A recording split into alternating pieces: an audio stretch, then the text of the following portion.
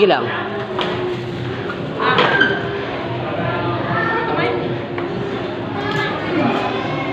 Ayan, thank you Lord. Nairaos din yung birthday ni Mama.